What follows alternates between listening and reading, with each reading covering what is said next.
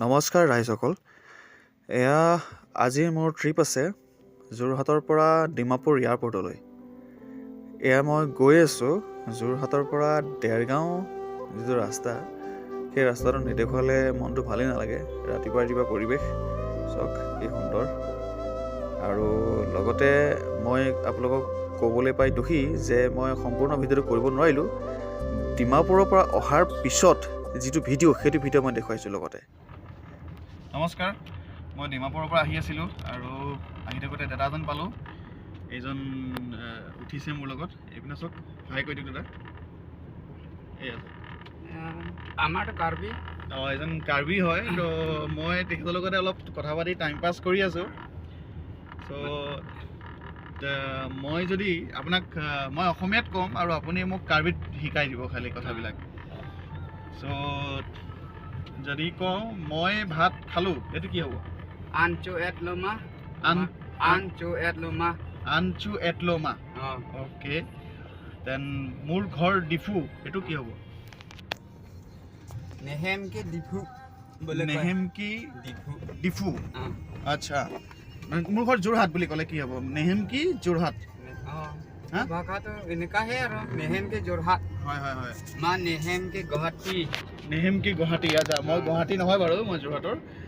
চ' এই মই জাষ্ট খালি আহি আছিলোঁতো, সেইকাৰণে ভাবিলোঁ অলপ টাইম পাছ কৰোঁ, দাদাজনক চিনাকি হ'লোঁ, ভাল লাগিছে। আপুনি কি কৰে দাদা কাম? নিকাম কি ক্লেম কি লাচন কে হানসু কি এ। আচ্ছা, নিকাম কি ক্লেম কে হেনছো কে এ। মানে আদা লোৱা।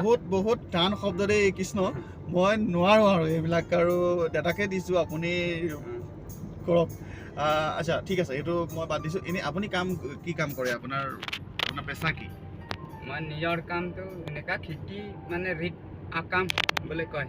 গম পাইছোঁ। নহয়, এনেই সেইটো মই ট্ৰান্সলেশ্যন কৰিব নালাগে, এতিয়া হৈ গ'ল, সেইটো বাদ দিছোঁ। এনে আপুনি কি কাম কৰে? আপোনাৰ পৰিয়াল কেনেকৈ চলায় আপুনি? মোৰ নেহেমা পৰিয়াল আজাতা ক্লেম প্লে। বুজি পাইছোঁ মই, কিন্তু আপুনি কি কাম কৰে এইটো সুধিছোঁ, সেইটো কথা নাই সুধা। চৰি মোৰ ভুল হৈ গ'ল। শুনক, মই কৈছোঁ যে আপুনি যে ট্ৰান্সলেশ্যন কৰিছে কাৰ্বিত, সেইটো এতিয়া কৰিবলৈ বাদ দিয়ক। মই সুধিছোঁ আপোনাৰ ঘৰ কোন জেগাত আছে আৰু আপুনি কি কাম কৰে? মোৰ নেহেমকে মানে আপাৰ দেউপানী স্কুল ওচৰতে থন্দন ফৰ্মেলকা। অ'কে, মই পাতি আছোঁ, ৰ'ব, পাতি পেলাই ভালকৈ জনাম মই। দাদাক এতিয়া মই আগত নমাই দিম। আমি ডিমাপুৰ আৰু গোলাঘাট হাইৱেত আছোঁ। অ'কে, বজাৰ লহ। য়েছ বজাৰ লহ। ৰাজানা বজাৰ। ঠিক আছে। Okay, thank you. এইজনক নমালোঁ, এজন যায়। বাই। কাৰ্বিত কৈ দিয়ক বাই বুলি। চকলো দে হ। Okay, thank you. ভাল লাগিলে কথা পাতি। অ'কে, অসমৰ নামবৰ হাবি, এয়াই দেখিছে নামবৰ হাবি। গোলাঘাট আৰু কাৰ্বি আংলং জিলাত অৱস্থিত অসমৰ এইখন সংৰক্ষিত অঞ্চল। 37 কিলোমিটাৰ জুৰি থকা এই অঞ্চলটো 2000 চনৰ 27 জুলাইত ইয়াক অভয়াৰণ্য ৰূপে ঘোষণা কৰা হয়। ইয়াৰ পৰা মোটামুটি গোলাঘাট নগৰৰ দূৰত্ব 25 কিলোমিটাৰ আৰু কাজিৰঙাৰ দূৰত্ব হৈছে 65 কিলোমিটাৰ। এখন খুব সুন্দৰ হাবি, নামবৰ হাবি।